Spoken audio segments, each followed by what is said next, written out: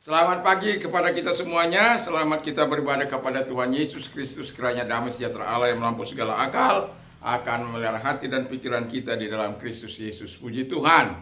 Dan saya juga ingin menyapa yang ada di luar sana. Dan saya mengatakan Salam Indonesia. Salam Nusantara dari Sabang sampai Merauke, dari Miangas sampai Pulau Rote. Mantaplah iman kita, mantaplah kasih kita, mantaplah pengharapan kita tentunya dalam Yesus Kristus yang menjadi Tuhan dan Juru Selamat kita. Puji nama Tuhan. Dan jangan katakan bahwa Yesus itu bukan Tuhan. Dan jangan katakan pula bahwa Yesus itu bukan Juru Selamat. Karena Tuhan, firman Allah sudah berkata, kalau engkau percaya kepada Yesus Kristus, engkau dan seisi rumahmu akan diselamatkan. Akulah jalan dan kebenaran dan hidup. Tiada seorang sampai kepada Allah kalau tidak melalui aku. Puji nama Tuhan. Kita akan membaca dua ayat dalam Kolose 2 ayat 6 dan 7. Dan saya akan membacakan bagi kita semuanya. Kolose 2 ayat 6 dan 7. Demikian bunyi firman Allah. Kalau sudah ketemu saya akan bacakan. Kamu telah menerima Kristus Yesus Tuhan kita. Karena itu hendaklah hidupmu tetap di dalam Dia. 7. Hendaklah kamu berakar di dalam Dia dan dibangun di atas Dia. Hendaklah bertambah teguh dalam iman yang telah diajarkan kepadamu. Hendaklah hatimu melimpah dengan syukur. Puji nama Tuhan. Tema kita adalah menerima Yesus dan hidup baru. Dan ketika kita menerima Yesus, kita tidak berhenti di situ, tapi kita harus mengalami namanya hidup baru. Nah, untuk mengalami hal-hal setelah kita menerima Yesus dan mengalami hidup baru, perlu kita melakukan apa yang dikatakan oleh firman Allah. Sebelumnya saya katakan, jalan-jalan ke Pekanbaru sekedar menambah pengalaman. Kalau engkau mau hidup baru, terimalah Yesus dan firman Tuhan. Mantap! Jadi terima Tuhan dan dalam hati kita supaya kita bisa mengalami terobosan rohani dalam kehidupan kita sebagai orang yang percaya kepada Tuhan. Jadi yang pertama dikatakan setelah kita menerima Yesus dan mau mengalami hidup baru, kita harus yang pertama, hendaklah hidupmu di dalam Dia. Yesus katakan, abide in me and I in you. Jadi kalau tinggallah dalam aku dan aku di dalam engkau. Karena dikatakan He abides in me, dia yang tinggal di dalam aku, he bear much fruit. Dia menghasilkan buah yang banyak. For without me, you can do nothing. Karena tanpa aku, engkau tidak dapat berbuat apa-apa. Jadi perlu tinggal dalam Yesus itu. Karena dari situ kita akan menikmati segala kekuatan Tuhan, menikmati segala anugerah Tuhan, menikmati kasih sayang Tuhan di dalam kehidupan kita sebagai orang yang percaya kepada Kristus Yesus. Jadi ketika kita menerima hidup di dalam Kristus, maka Tuhan yang akan mengubah dari dalam, dari inside, lalu kelihatan outside-nya, kelihatan perbuatan kita. Kalau yang dahulu kita sebelum menerima Yesus, kita suka caci maki, suka kata-kata kotor, suka melakukan hal-hal yang tidak baik. Kemudian setelah kita menerima Yesus, Tuhan mengubah kita karena kita selalu tinggal di dalam Dia.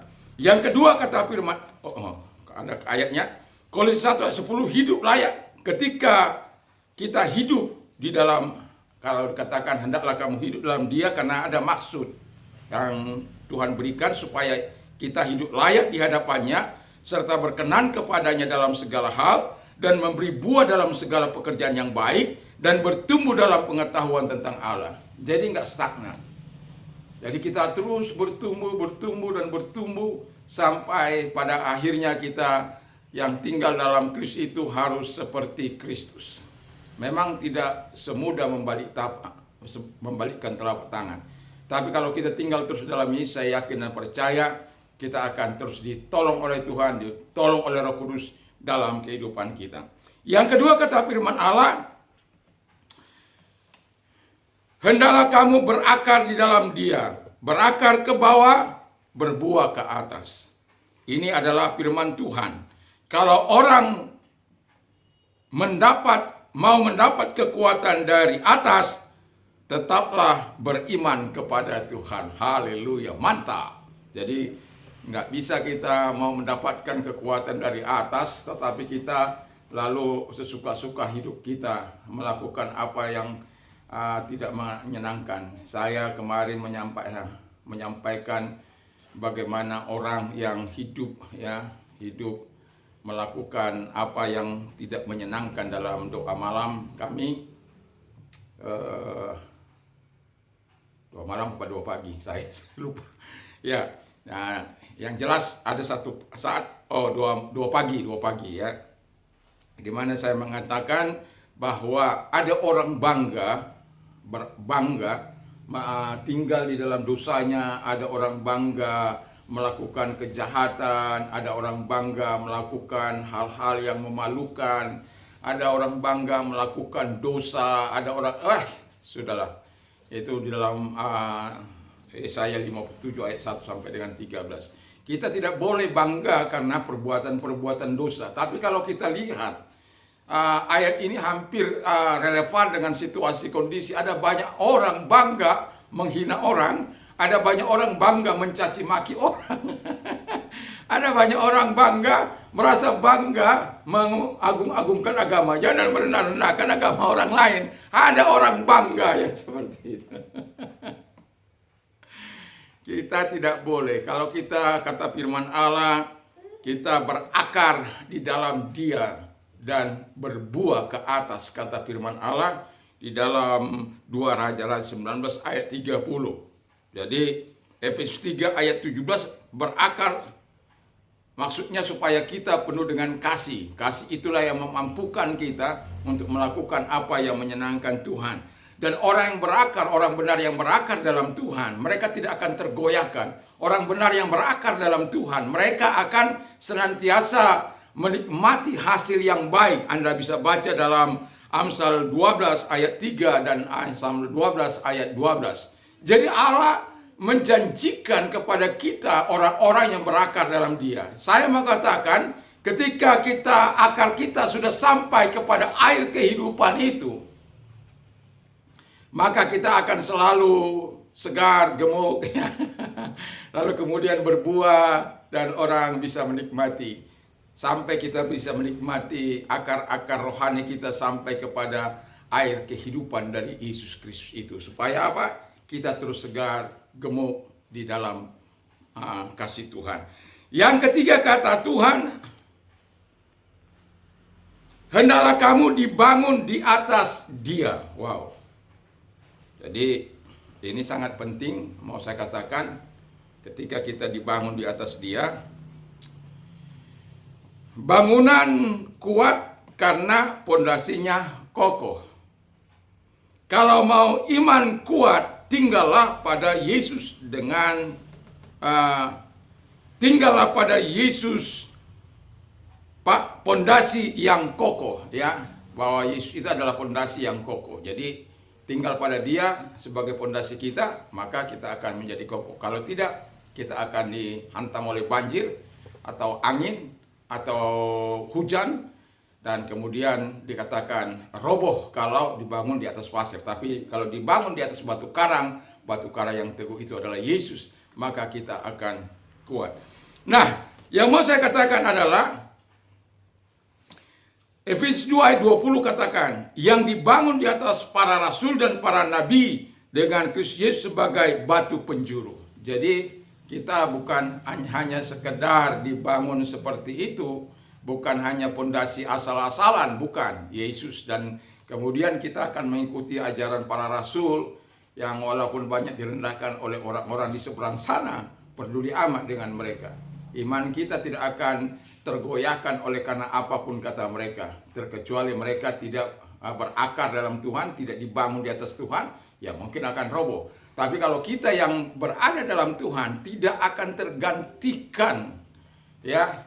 Tidak ada jaminan keselamatan di dalam yang lain terkecuali di dalam Kristus. Di bawah kolong langit ini tidak ada nama lain yang diberikan kepada manusia yang olehnya kita diselamatkan. Hanya dalam Yesus, sebab Yesus berkata, akulah jalan dan kebenaran dan hidup. Tiada seorang sampai kepada Allah kalau tidak melalui aku. Jadi janjinya jelas. Dia pernah turun dari sorga, kemudian ada menyelamatkan manusia di bumi ini, dan kembali ke sorga untuk menjemput kita, menyediakan tempat bagi kita, yang kemudian kita yakin dan percaya Allah akan menyatakan segala kebaikannya kepada kita. Nah, yang maksud dibangun di sini supaya kita bisa menjadi bait Allah, tersusun rapi di dalam Dia. Aduh, haleluya. Berapa banyak tubuh kita ini kita gunakan untuk dipakai oleh Allah, atau berapa banyak tubuh kita ini dipakai untuk memuji dan menyembah Allah, memuliakan Allah dan dalam kehidupan kita. Supaya kata firman Allah, ketika dia menjadi bait Allah, dia juga sekaligus menjadi bait Roh Kudus dalam kehidupan kita. Jadi sangat penting kalau dikatakan hendaklah kamu dibangun di atas Dia. Jadi kalau kita dibangun di atas Dia, Allah punya tujuan yang jelas supaya hidupmu jangan goyah, jangan terlunta-lunta, imanmu jangan bertanya tentang hal-hal yang tidak terjawab oleh agama-agama lain. Hanya Yesus yang dapat menjawab keselamatan tentang diri kita. Satu contoh, dalam Alkitab, bagaimana Allah menciptakan langit dan bumi, mengatur begitu rupa selama 6 hari, dan kemudian hari ke-7 dia beristirahat. Tidak ada yang sedetail itu di dalam pengajaran apapun, terkecuali dalam firman Allah. Dan itu sebabnya kita sudah melihat bagaimana fakta-fakta sejarah yang ada. Kalau kita mengenai Abraham, jelas ada dari mana asalnya, Alkitab menjawab dengan jelas. Tidak ada peniruan-peniruan di sana, tidak ada klaim-klaiman di sana. Tapi jelas siapa Abraham kita akan tahu, siapa Nuh kita akan tahu. Alkitab menjawab dengan jelas. Berapa orang yang selamat kita akan tahu. Berapa suami, berapa istri daripada Abraham kita akan tahu. Siapa yang dipersembahkan kita akan tahu. Karena apa? Ini landasan kita yang kokoh. Kita dibangun di atas ajaran nabi-nabi, di ajaran rasul-rasul.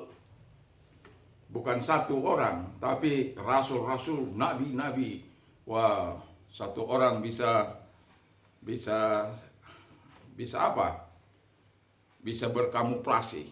Tapi kalau banyak, itu sebabnya Alkitab 31.176 ayat, 1189 pasal, lalu kemudian tokoh 2.930 tokoh, pengarangnya lebih dari 40 orang, dan lain sebagainya. Itu cukup menjadi satu bukti bagi kita bahwa Alkitab tidak terbantahkan oleh siapapun. Secara fakta sejarah, tidak ada yang dapat menandinginya. Mau tanya saja tentang siapa, ada, dijawab oleh Alkitab. Tidak ada raba-raba di situ, tidak ada dongeng di situ, tidak ada cerita-cerita dungu di situ. Tapi cerita-cerita yang sungguh-sungguh, apa yang terjadi, apa yang dialami oleh umat Tuhan, oleh nabi-nabi Tuhan, itu yang dituliskan dan diceritakan. Dan tidak ada kita merekrut dari orang lain, tidak ada itu. Ajaran-ajaran dari orang lain, tidak ada. Itu asli dari Allah yang menciptakan langit dan bumi, itu Yahweh, ya. Yang kalau di dalam perjanjian baru Tuhan Yesus Kristus yang kita sembah, walaupun banyak orang tidak percaya kepada, tapi tidak mengapa. Karena kita kalau sudah dibangun di atas Yesus Kristus, di atas pondasi yang benar, saya yakin dan percaya kita tidak akan tergoyahkan. Maka cintai firman Allah, cintai Dia, supaya ini tubuh kita ini tempat berdiamnya Allah dan Roh Kudus Yesus. Karena dikatakan tinggal dalam aku di dalam engkau. Dan hati kita ini kalau kotor, dia tidak akan kata permisi Simon ya, saya akan keluar dari Anda. Enggak. Dia akan keluar dengan sendirinya. Tapi kalau kita undang Dia, kita menjaga hati kita mau dibangun terus dalam Dia. Karena apa? Kita sudah menerima Dia. Dan kita ingin mengalami kelahiran baru dalam Dia, hidup baru dalam Dia, new life in Him. Dan itu bukan sesuatu yang mudah, tetapi melalui proses yang sangat panjang kehidupan iman kita. Itu sebabnya mari kita belajar membangun misbah doa kita di malam hari kah, di pagi hari kah, kami keluarga membangun misbah, ya, baik pagi maupun siang. Kami juga membangun misbah, pertemanan di pagi-pagi hari sekali, juga bersekutu secara pribadi kepada Tuhan. Walaupun hari-hari ini dengan udara yang begitu, kadangkala sudah bangun jam 4, mulai berdoa, tidur. Tapi saya bersyukur karena apa? Ada senantiasa doa-doa yang kita naikkan kepada Tuhan. Dan jam 5 kita akan datang bersama-sama dengan sahabat-sahabat yang ada di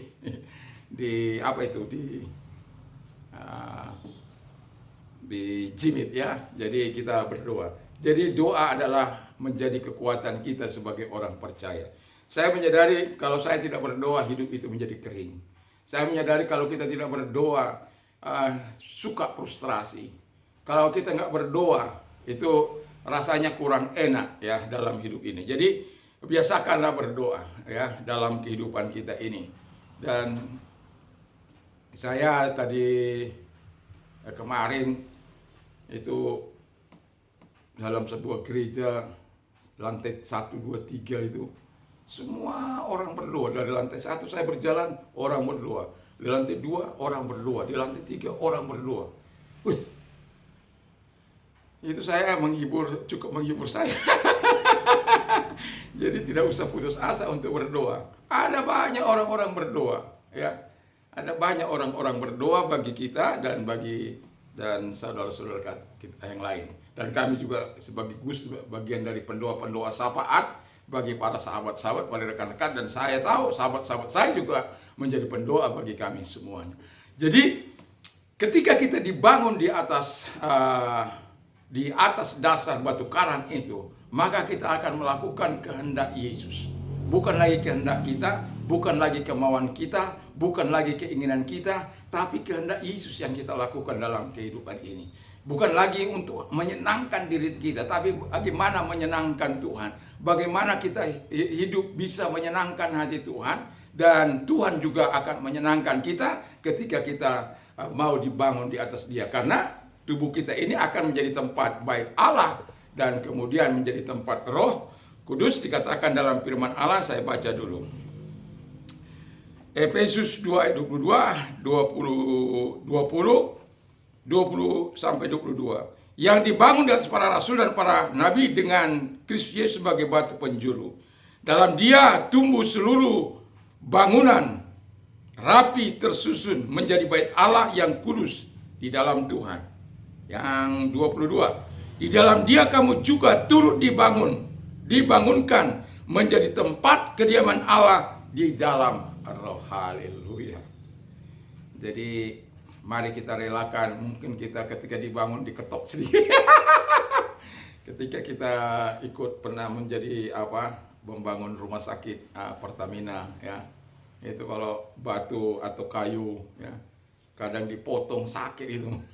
Tapi supaya menjadi perabotan yang baik, rumah sakit yang baik, ya.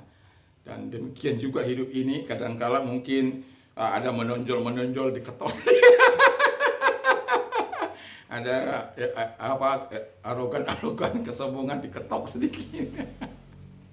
Supaya apa? Supaya sesuai dengan kehendak sang master atau kehendak sang arsitek kita itu. Jadi supaya sesuai dengan pola yang diinginkan oleh Tuhan. Memang tidaklah mudah, tetapi kita sebagai orang percaya haruslah tetap mau melakukan apa yang dikehendaki oleh Tuhan.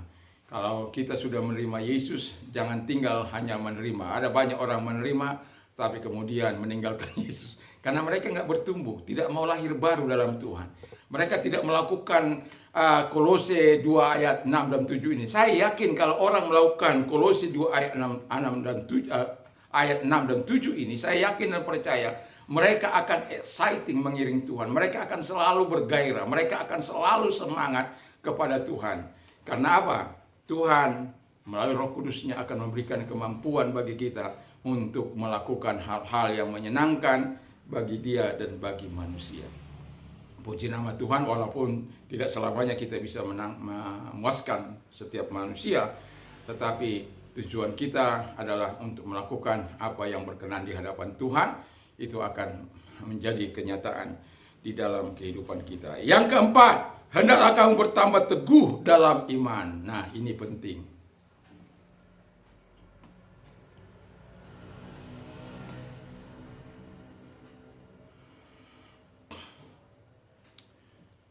Kita makan 3 kali sehari, mantap.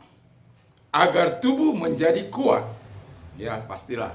Nah, kita makan bukan apa. Tapi saya hari-hari ini nggak makan 3 kali satu hari. Ya, malam hari saya bercoba untuk tidak makan. Ya, sudah berapa waktu ini. Dan karena saya makan kalau komplit itu tambah-tambah aja.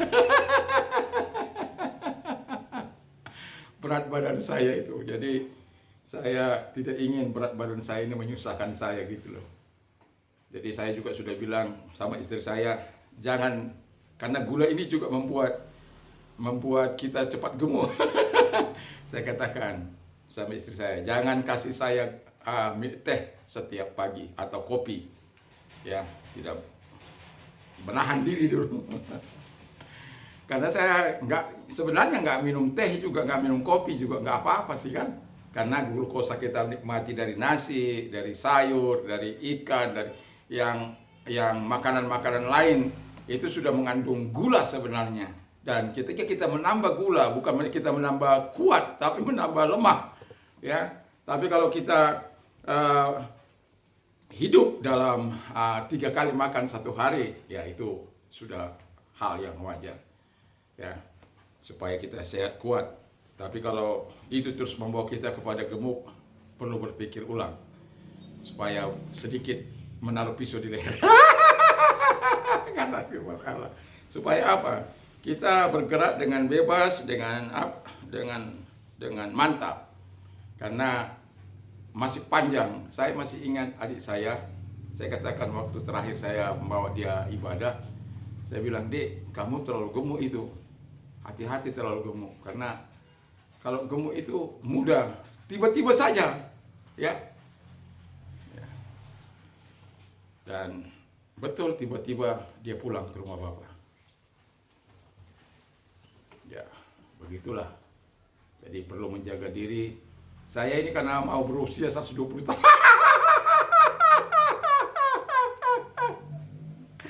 120 tahun nih. Tapi saya bilang begini, kalau itu menjadi berbahaya, lebih baik tidak usah Tuhan, ya. Tapi kalau bisa seperti Musa kan mantap, ya. Mau meninggal aja 120 tahun itu, dia masih naik ke Gunung Nebo. Saya ingat orang tua saya ketika dia mau meninggal setelah dia menyelesaikan urusannya dalam dunia ini. Dia berkata, itu malaikat sudah jemput saya mau pulang. Itu mantap itu. Istri saya, mama saya sampai nangis-nangis pada waktu itu. Tapi ya begitulah, ya. Tapi kalau orang sudah meninggal dalam Tuhan, itu sesuatu yang indah. Dia menitipkan banyak pesan kepada kami, generasinya.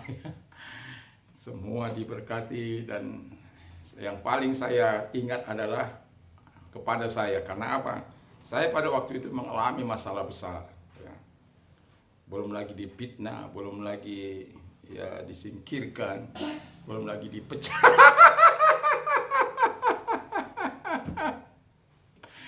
Banyak kali masalah. Jadi, tetapi pada waktu itu ayah saya sebelum meninggal, dia bilang sama mama saya, anak kita yang di Lombok sana itu, dia sedang mengalami masalah. Kemungkinan dia bisa datang atau tidak, karena tidak jelas sama saya. Tapi saya, kalau dia datang, katakanlah ini. Apa yang dikatakan? Allah yang akan menyelesaikan masalahmu. Jadi waktu saya datang kira-kira mungkin jam 3-an pagi, ya. Saya mau datang ke mayat ayah saya itu, ibu saya langsung tarik saya ke dapur. Lalu dia bilang, "Apa masalahmu di Ampenan?" Dia bilang, "Nggak ada." Kalau mama saya bilang, "Unang marga besok, ngai di dok bapakmu," katanya gitu. "Jangan kau berbohong. Ada sudah dibilang bapakmu." Ya sudah, kalau sudah dibilang. Tapi dia nggak jelas apa dia bilang. Apa masalahmu? Ya, akhirnya saya cerita dan mama saya sampaikan itu. Tuhan menyelesaikan masalahmu. Dan betul, Tuhan menyelesaikan masalah saya. Dan pada akhirnya walaupun saya harus hijrah,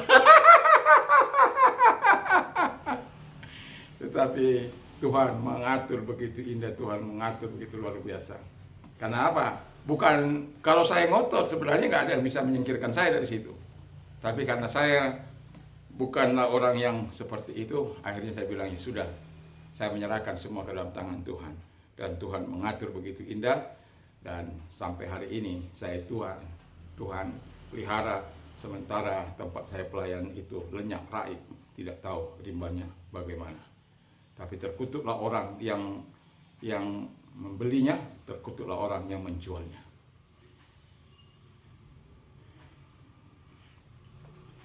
Terkecuali mereka bertobat, itu lain lagi.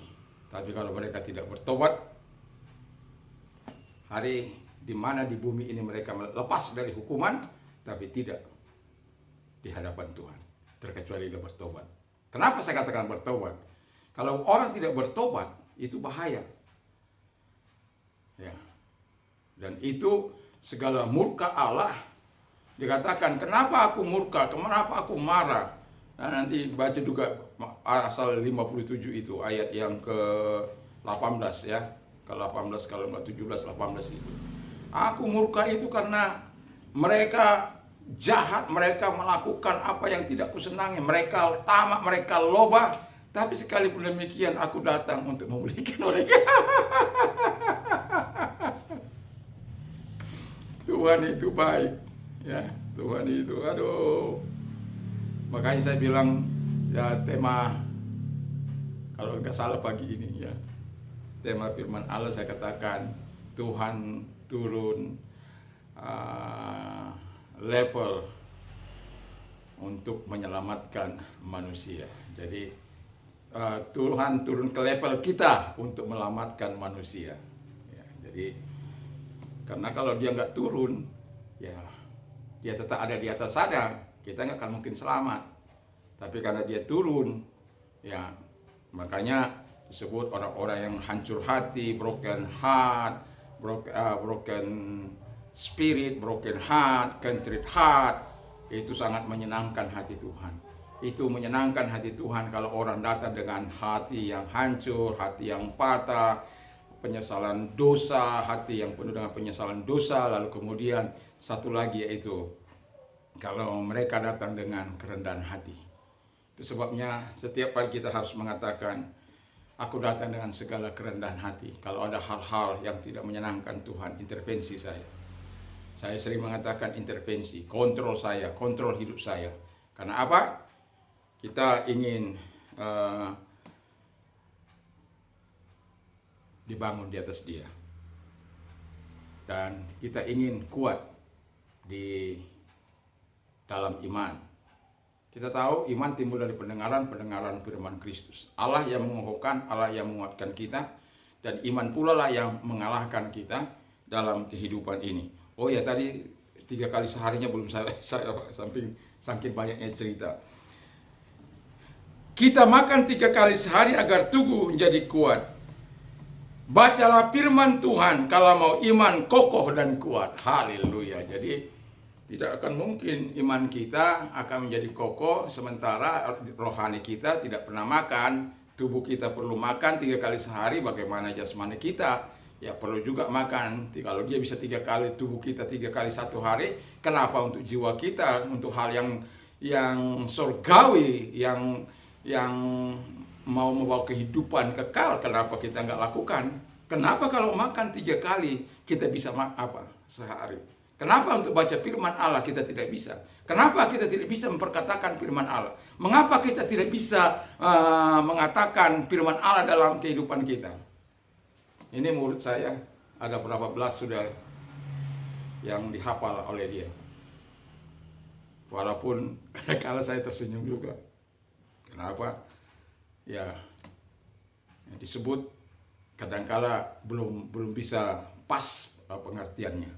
Tapi ya begitu. Kalau orang belajar memang begitu, karena saya mengajak mereka untuk mengisi hidup mereka belajar bahasa Inggris, supaya harapan saya mereka ini bisa menjadi orang-orang hebat, menjadi penterjemah kelak, atau menjadi pelaku pariwisata kah, atau apapun itu. Dan saya seringkali kalau bertemu dengan kata kerja, saya akan membuatnya dalam 3 hal. Misalnya go, when, gone, do, did, done, make, made. Setiap kali timbul perkataan kata kerja, 3 hal itu akan saya katakan, karena itu berfungsi. Mungkin untuk saat ini mereka apa ini, tapi 3 hal itu penting karena ada infinitif, ada past, ada future, past participle-nya. Jadi kalau orang hidup, ya, mau makan, saya sudah makan, ya, enggak bentuk 1, bentuk 2, kadang bentuk 3, dan itu supaya mereka terbiasa dalam kosakata itu. Jadi tidak kapan harus memakai past, kapan memakai past participle, semua mereka harus tahu. Nah, jadi karena apa? Menghafal firman Allah itu menjadi kekuatan baru bagi kita, menjadi penumbuh kembangan iman kita. Karena firman Allah katakan iman timbul dari pendengaran firman Kristus. Kalau kita mau katakan I have fought the good fight, I have finished the race, I have kept the faith, dan kemudian aku telah berjuang dengan perjuangan yang baik, aku telah menyelesaikan garis akhir, dan aku telah memelihara iman. Bagaimana kita bisa memelihara iman kalau kita tidak pernah berjuang, kalau kita tidak mau berjuang dengan baik? Bagaimana kita mencapai garis finish kalau kita tidak memelihara iman kita? Paulus katakan dengan jelas kepada Timotius supaya mereka hidup, dia hidup sesuai dengan iman yang sudah dianugerahkan kepada dia. Dan iman itu penting karena dengan iman ini kita mengalahkan setan. Dengan iman ini kita mengalahkan kekuatan iblis. Dengan iman ini kita mengalahkan pekerjaan-pekerjaan sejahat. Dengan iman ini juga kita membebaskan orang-orang yang terbelenggu, orang-orang yang sakit, orang-orang yang menderita, orang-orang yang dirasuki oleh setan. Dengan iman ini pula kita bisa mengusir setan-setan, dan dengan iman ini pula kita bisa menumpangkan bagi orang sakit yang diguna-gunai. Saya sudah pernah saksikan bagaimana orang yang mengalami guna-guna ketika dia di kepalanya ini keluar ulat segar, ya, begitu luar biasa. Kalau sudah datang itu,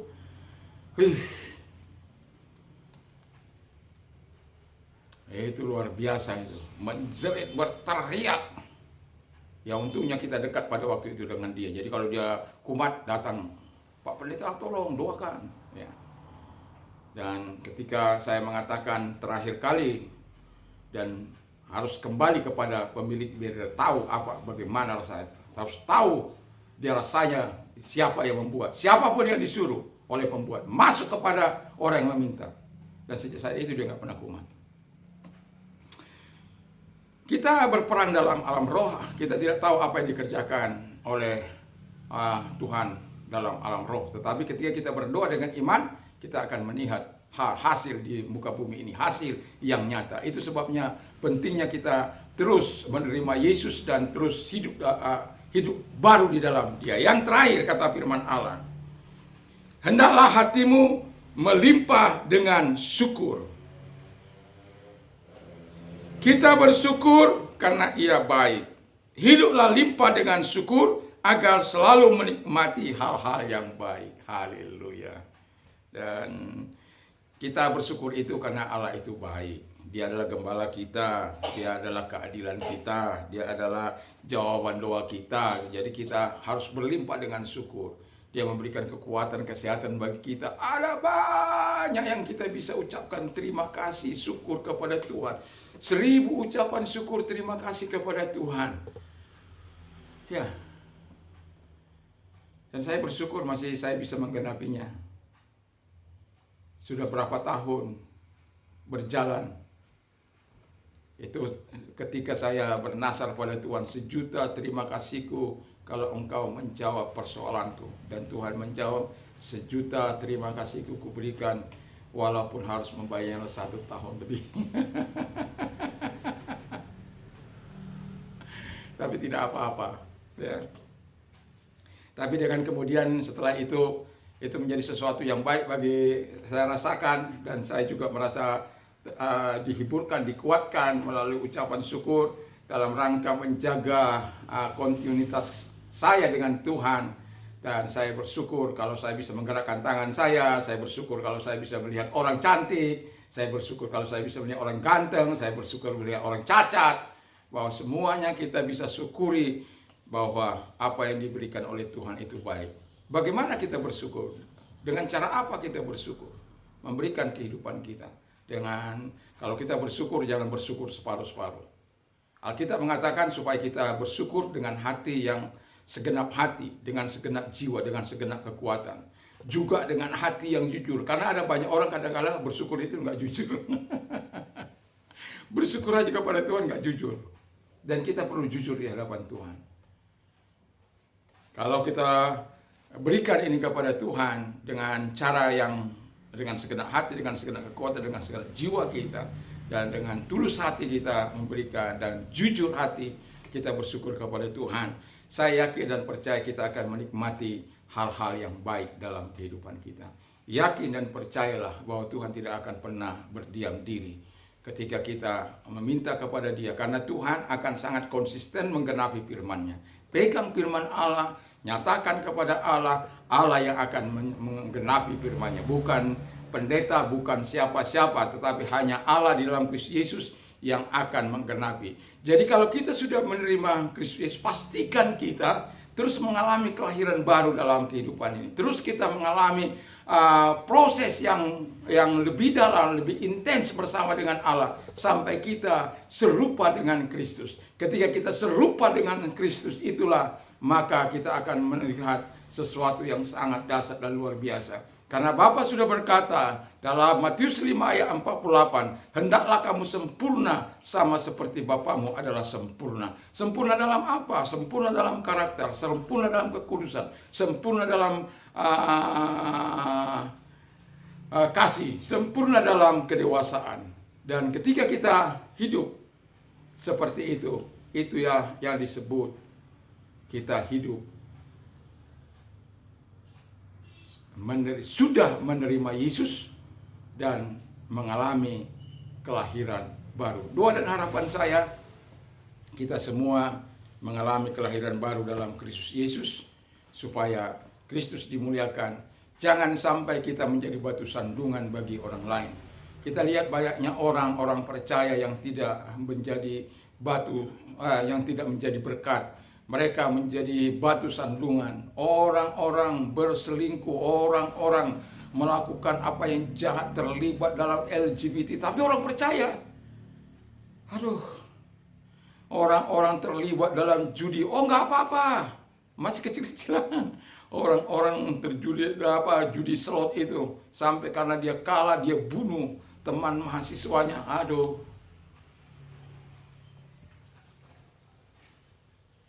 Sebagai orang percaya, kita harus betul-betul, kalau sudah menerima Yesus, alami kelima hal yang dikatakan oleh firman Allah ini, supaya kita bisa sama seperti Yesus, serupa dengan Dia. Bukan dengan kekuatan kita, bukan dengan kemampuan kita, tapi hanya oleh karena kasih karunia Tuhan yang diberikan kepada kita. Mari kita tunduk kepala dan kita berdoa. Saya undang kita bangkit berdiri.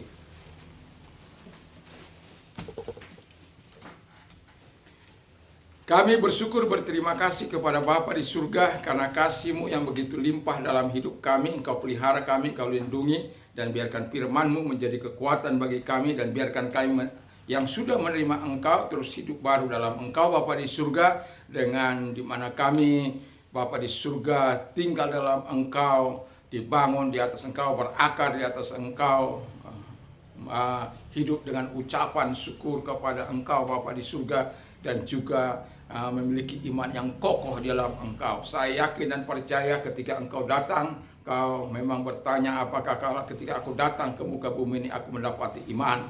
Kami orang-orang yang dalam proses ilahi, kami orang-orang yang ada di dalam telah menerima Yesus dan mengalami lahir baru. Kami akan tetap menjaga iman kami supaya kami tetap teguh ketika Engkau datang. Kami bersama-sama dengan Engkau. Terima kasih Bapa di surga. Terima kasih, berkati firman, berkati kami semuanya. Dan Tuhan menolong kami. Dan kalau ada kami berdoa bagi mereka-mereka yang sakit, Engkau sembuhkan mereka, Engkau tolong mereka.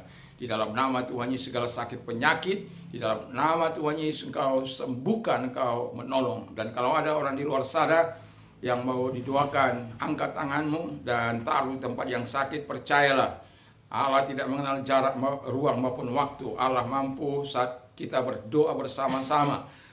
Engkau di sana menerima berkat dan kuasanya. Dalam nama Tuhan Yesus Engkau melihat tangan-tangan yang diangkat kepadamu dan yang taruhkan ke tempat yang sakit. Dalam nama Tuhan Yesus kami perintahkan segala sakit penyakit itu keluar, dan oleh bilur-bilur mereka menjadi sembuh, oleh kuasa mereka sembuh Bapa di surga. Baik dari kanker, kanker payudara, kanker hati, kanker Bapa bermacam-macam, ginjal, jantung, gagal ginjal, darah tinggi, dan apapun itu Bapa, penyakit apapun yang belum terdeteksi, Engkau sembuhkan mereka semua dalam nama Tuhan Yesus Kristus. Dan namamu dipuji dan dipermuliakan. Terima kasih, bangsa dan negara kami ini kami serahkan dalam tangan Tuhan. Diberkati pileg maupun pilpres kami serahkan ke dalam tangan Tuhan.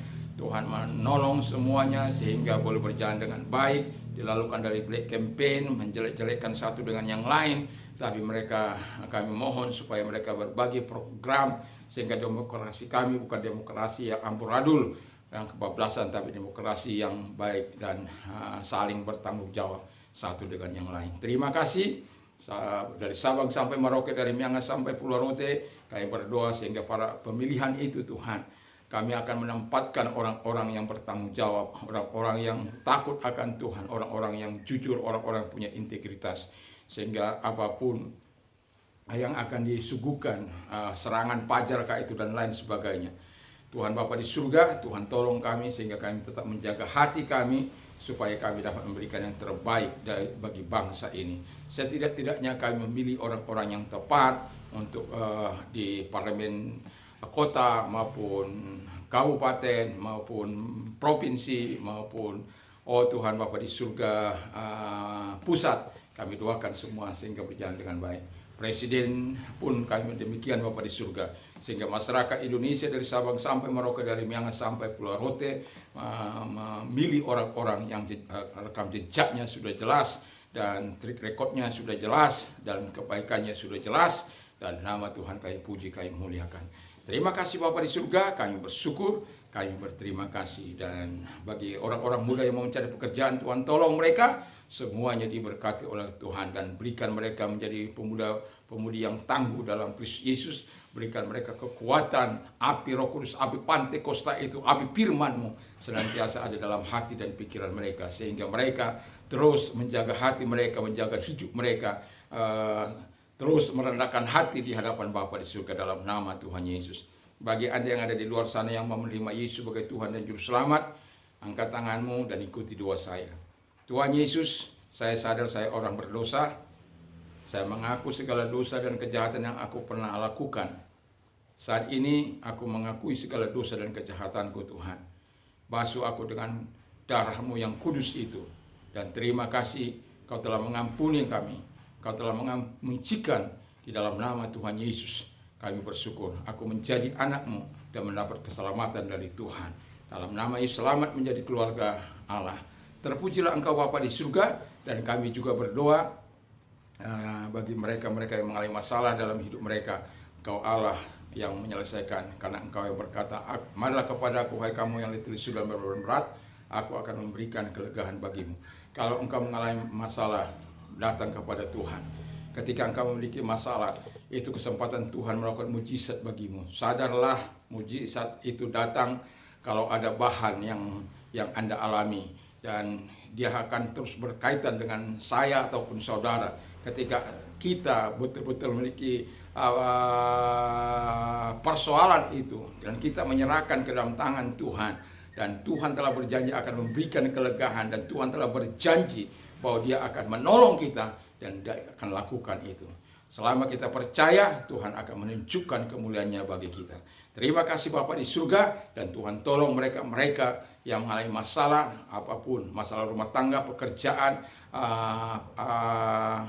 usaha, dan lain sebagainya. Tuhan menolong mereka satu demi satu dan legakan hati mereka. Terima kasih. Kalau sebentar kami akan kembali ke rumah masing-masing, tibakan kami dengan tak kurang suatu pun. Di dalam nama Tuhan Yesus kami bersyukur dan berdoa. Sekarang pulanglah dengan membawa damai sejahtera daripada Tuhan Yesus Kristus, kecintaan Bapa dalam surga, persekutuan kuat kuasa Roh Kudus menyertai mulai saat ini sampai Maranatha dalam nama Yesus. Haleluya. Amin. Tuhan Yesus memberkati.